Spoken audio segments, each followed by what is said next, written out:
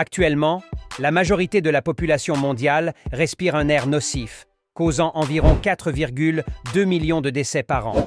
De nombreux nouveau-nés naissent sur une planète où l'air est contaminé par des substances toxiques, des particules fines qui peuvent pénétrer profondément dans les poumons et aggraver les maladies cardiovasculaires et cérébrovasculaires. Des pays comme l'Inde et la Chine se distinguent par des niveaux élevés de pollution. Voici les 11 pays les plus pollués au monde. Le saviez-vous? Numéro 11. La Chine. Après 10 ans d'amélioration environnementale, la pollution atmosphérique en Chine a enregistré une détérioration avec des augmentations significatives des niveaux de particules fines dans de nombreuses régions, avec une moyenne de 32,5. Ce pays, en tant que deuxième économie mondiale, fait face à de graves conséquences environnementales dues à son développement accéléré. Les niveaux de particules fines dépassent de 6,5 fois les recommandations de l'ONU, plaçant la Chine au 19e rang des zones les plus polluées au monde.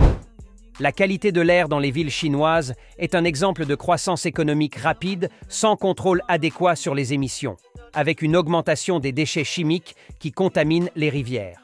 Les enfants dans les villes chinoises respirent un air toxique équivalent à fumer 2 paquets de cigarettes par jour.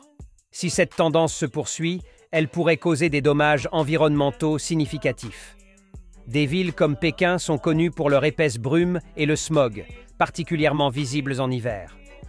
Actuellement, la Chine est le principal émetteur mondial de gaz à effet de serre, comme le CO2, contribuant ainsi au changement climatique. Numéro 10. Les Émirats arabes unis. Souvent perçus comme un pays riche et moderne, avec des gratte-ciel et un style de vie luxueux, les Émirats arabes unis cachent derrière cette image éclatante un grave problème de pollution atmosphérique qui menace la santé de millions de personnes. En 2023, le niveau de particules fines aux Émirats a atteint 43, bien au-delà du seuil de sécurité, provoquant environ 1882 décès par an dus à la pollution. Ce chiffre est particulièrement alarmant, sachant que le pays compte un peu plus de 10 millions d'habitants, avec de nombreuses victimes parmi les travailleurs migrants travaillant à l'extérieur. La principale cause de cette pollution est la forte dépendance du pays aux combustibles fossiles. Malgré ses réalisations technologiques et architecturales avancées, les Émirats sont l'un des plus grands producteurs de pétrole, dont l'extraction et la combustion libèrent de nombreuses émissions nocives. Bien que le gouvernement ait promis de réduire les émissions et d'améliorer la qualité de l'air, les actions concrètes semblent contredire ces engagements, suscitant des doutes sur la sincérité de ces promesses. Numéro 9. Bahreïn. La pollution atmosphérique n'est pas un problème réservé aux pays en développement. Même dans un pays avancé comme le Bahreïn, avec une population d'environ 1,3 million d'habitants, la pollution représente un défi important. Les niveaux de pollution au Bahreïn ont connu des fluctuations.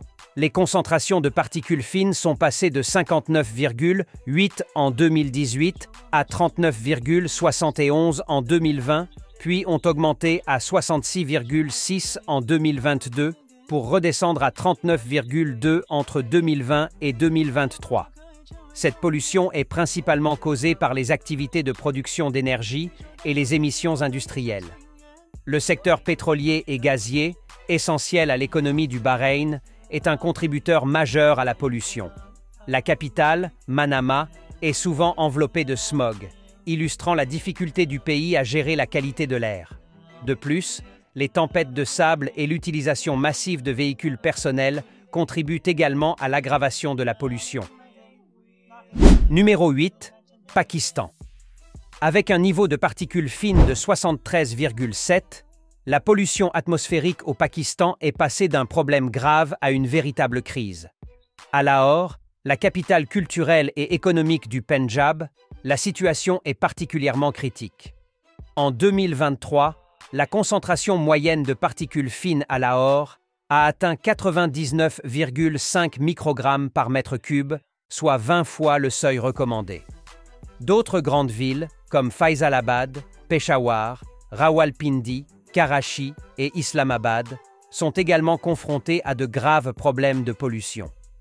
La pollution de l'air au Pakistan a des conséquences sérieuses sur la santé, entraînant des troubles respiratoires, des maladies cardiovasculaires et des cancers. En 2024, on estime qu'environ 188 000 personnes mourront chaque année à cause de la pollution de l'air. En outre, la pollution de l'eau contribue à la propagation de maladies telles que le choléra et le typhus. Numéro 7. Bangladesh. Le Bangladesh fait face à une grave crise de pollution atmosphérique avec une concentration moyenne annuelle de particules fines de 79,9 microgrammes par mètre cube, soit près de 16 fois le seuil de sécurité fixé par l'Organisation mondiale de la santé. La qualité de l'air est extrêmement préoccupante. Les principales sources de pollution incluent les émissions industrielles, celles des véhicules, ainsi que l'utilisation de fours traditionnels pour la production de briques. La situation est aggravée par l'absence de réglementation et de contrôle environnemental. Les effets sur la santé sont graves. Selon un rapport de la Banque mondiale, environ 272 000 décès évitables et 5,2 milliards de jours de maladies chaque année sont causés par la pollution atmosphérique, la pollution de l'eau, le manque d'hygiène et l'exposition au plomb. La pollution de l'air a réduit l'espérance de vie moyenne de 6 ans et 9 mois, dépassant même les impacts du tabagisme et de la malnutrition. Malgré une augmentation du revenu par habitant, la qualité de l'air continue de se dégrader en raison de la consommation croissante de combustibles fossiles pour répondre aux besoins énergétiques d'une économie en expansion. Numéro 6. Népal. En 2023, le Népal a enregistré un niveau élevé de particules fines, atteignant 42,4 microgrammes par mètre cube, avec des pics particulièrement élevés dans la capitale, Katmandou. Cette ville, réputée pour sa beauté historique et sa culture bouddhiste, devient de plus en plus poussiéreuse. La configuration particulière de la vallée de Katmandou, encastrée entre les montagnes, contribue à l'accumulation de pollution. Cette structure géographique en forme de bol limite la circulation de l'air, piégeant ainsi les polluants. En outre, la rapide urbanisation, l'augmentation de la population et l'expansion du nombre de véhicules aggravent la situation. Les statistiques montrent que la densité de population et le nombre de voitures à Katmandou ont considérablement augmenté ces dernières années. En plus des émissions des véhicules, les activités de construction et de production ont un impact significatif sur la pollution de l'air. Les nombreux projets d'infrastructures ont rendu la ville poussiéreuse et bruyante, avec des routes creusées, des fours à briques émettant de la poussière et des piles de matériaux de construction qui ont détérioré la qualité de l'air ainsi que l'apparence urbaine.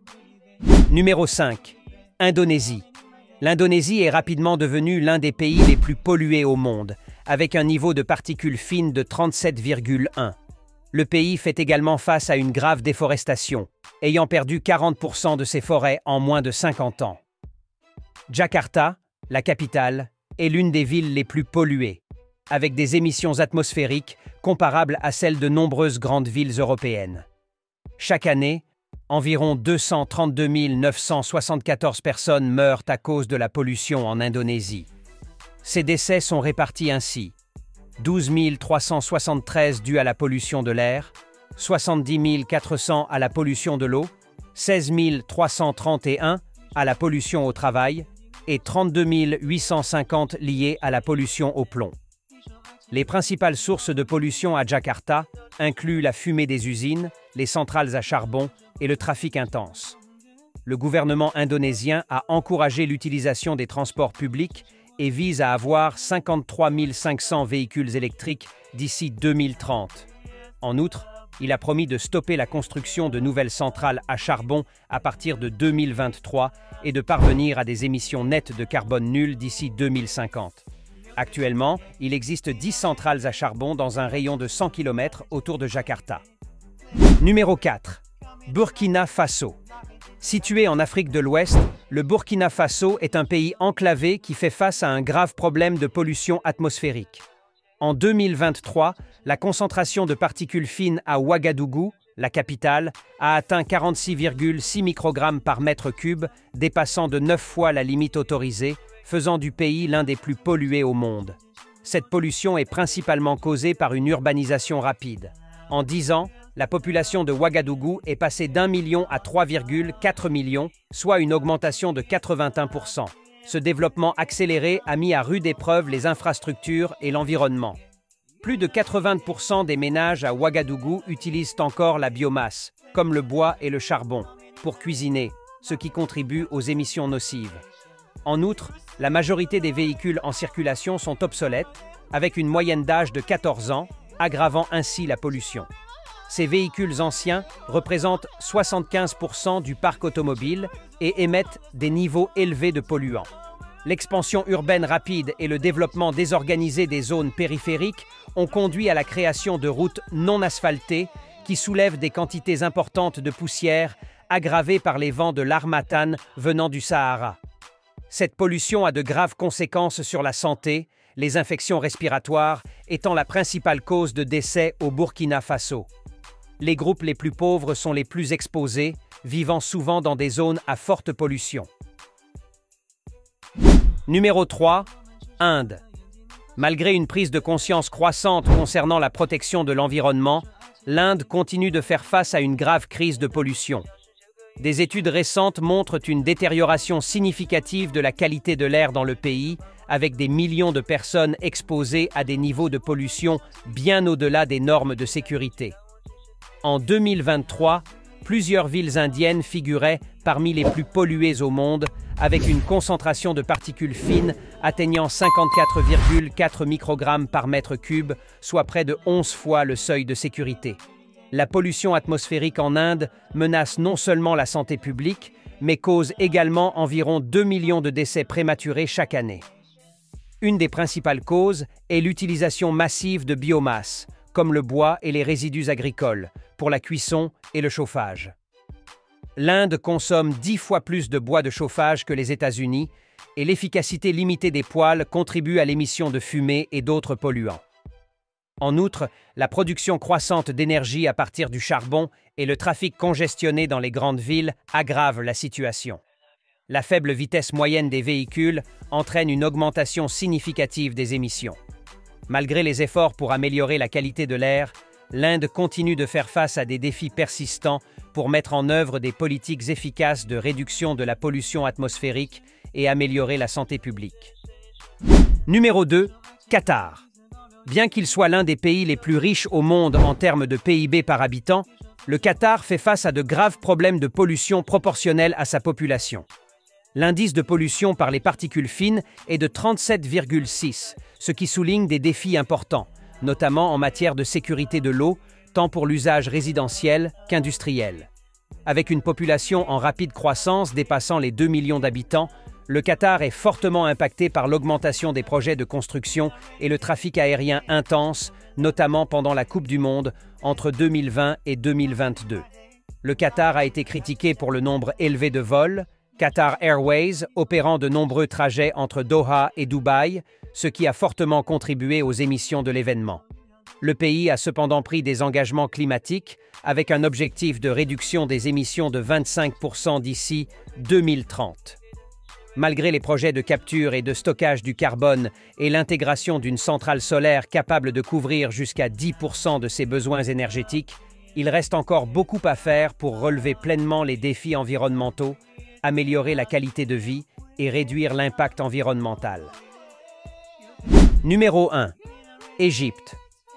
Selon le ministère de la Santé de l'Égypte, l'indice national moyen de particules fines a atteint 42,4, provoquant de graves problèmes de santé pour la population. Chaque année, jusqu'à 2 millions d'Égyptiens nécessitent des soins médicaux pour des maladies respiratoires liées à la pollution atmosphérique, avec des études indiquant une réduction de l'espérance de vie moyenne pouvant atteindre 2 ans. En 2019, les dépenses de santé liées à la pollution atmosphérique dans la région du Grand Caire ont atteint environ 47 milliards de livres égyptiennes, environ 1,5 milliard de dollars. À l'échelle nationale, ces dépenses ont dépassé les 100 milliards de livres égyptiennes en 2018. L'Égypte prend des mesures pour lutter contre la pollution de l'air, notamment en contrôlant les émissions industrielles et en promouvant des véhicules à carburant propre.